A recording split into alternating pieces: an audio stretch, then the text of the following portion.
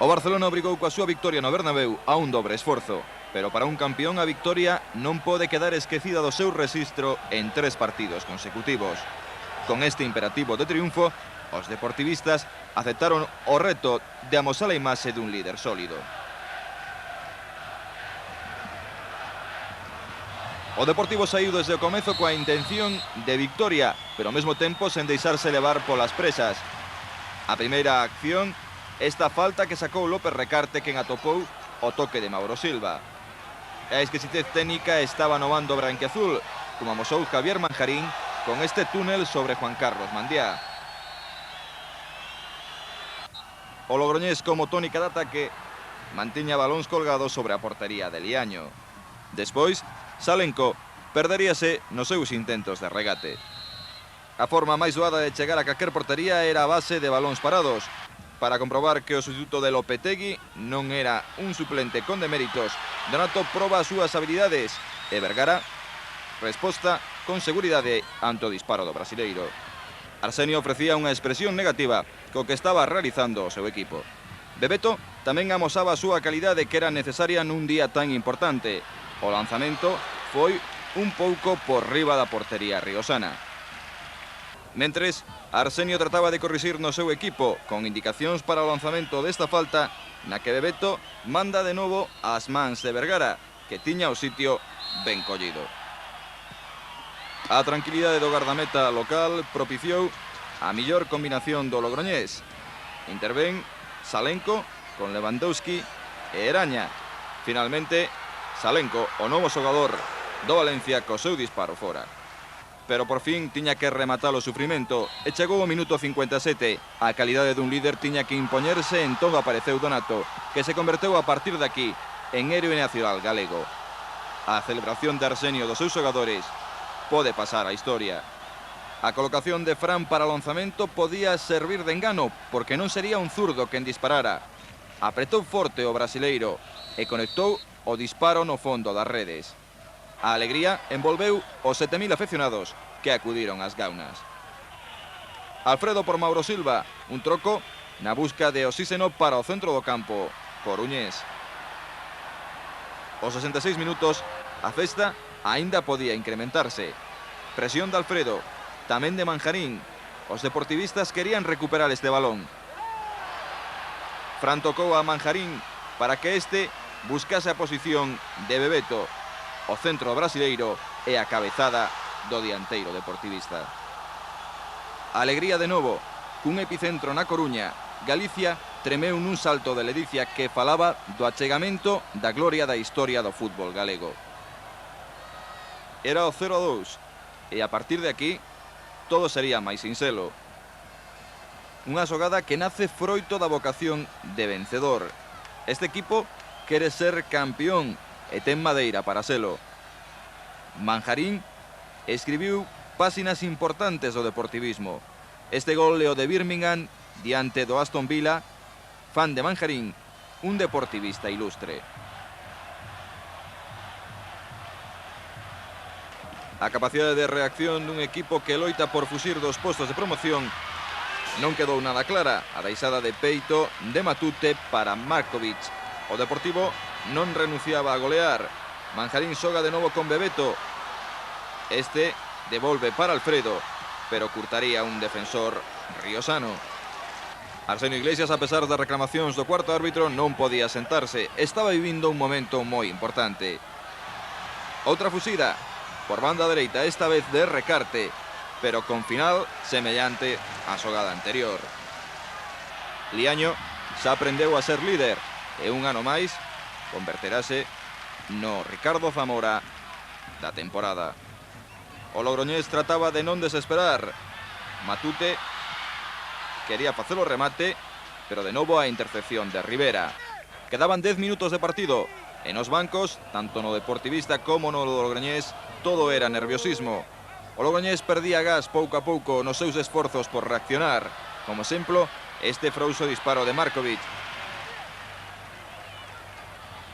Posteriormente, a cabezada do Balcánico quiso peitear este centro, pero marchouse fora sen que tampouco Matute chegase a tocar o balón. Troco de irmáns, coa entrada de José Ramón por Fran. Os capitáns vivían con especial intensidade o final do partido. A xogada de Alfredo, con autopase incluído, merecía o tanto, pero atoparía o pé salvador de Vergara. Despois desta acción individual do exatlético, Arsenio Iglesias abandonaría o terreo de xogo antes de concluir o partido. Para o Arteixo son demasiadas emocións xuntas e aínda quedan 90 minutos por disputar. No final todo foi unha festa que tivo a confirmación da liberación en Brasil do pai do xogador do Barcelona, Romario. Bebeto, todo deportividade co seu paisano, expresaba así a súa dobre alegría. El padre de Romario. Gracias a Dios. Cual es una doble alegría, ¿no? Seguro. Ahora mismo lo acaban de decir. Gracias a Dios. Yo quedé preocupado antes de empezar el partido. Eu orei tanto, pedi a Deus que libertasse o padre de Romário, que é uma pessoa que a gente gosta muito. Você acabou de me dar notícia maravilhosa.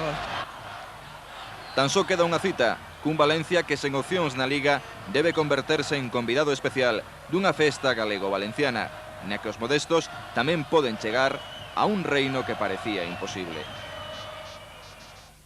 En estos partidos donde se demuestran que os equipos son campeóns, ¿verdad? Sí, eu creo que o Deportivo, hombre, sería unha pena que se nos fora o campeonato, non?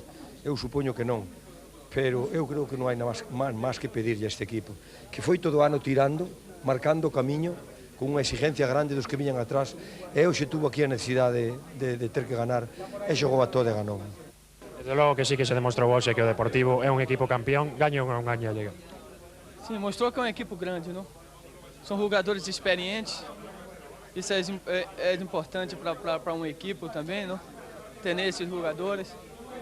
E dentro de campo buscamos a ser um grande partido e graças a Deus conseguimos, não? Paco, agora hai que xogar todo nun partido, prácticamente os 37 restantes hai que tiralos.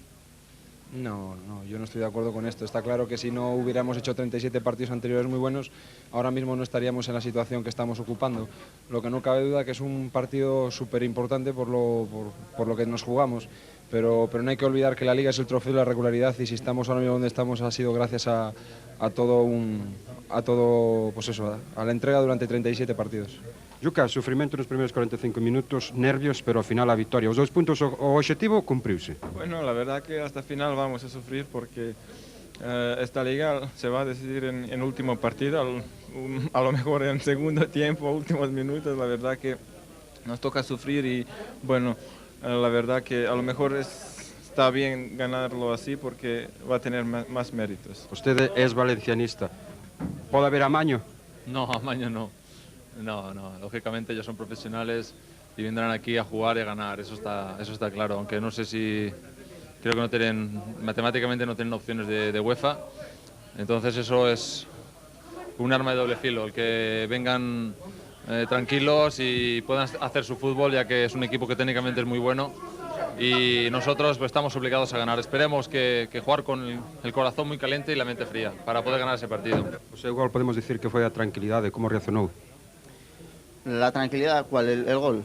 No, bueno, yo creo que lo importante es el trabajo de todo el equipo, ¿no? Yo creo que el primer gol ha sido muy importante porque ha abierto un poco la defensa de ellos, que estaban muy bien situados atrás y nos era bastante complicado llegar. Y luego ya el segundo gol, pues bueno, sí ha dado tranquilidad, pero yo creo que lo importante fue el trabajo de todo el equipo, ¿no? Donato, dá gusto cando vostede marca un gol de falta e o equipo consigue máis alegría?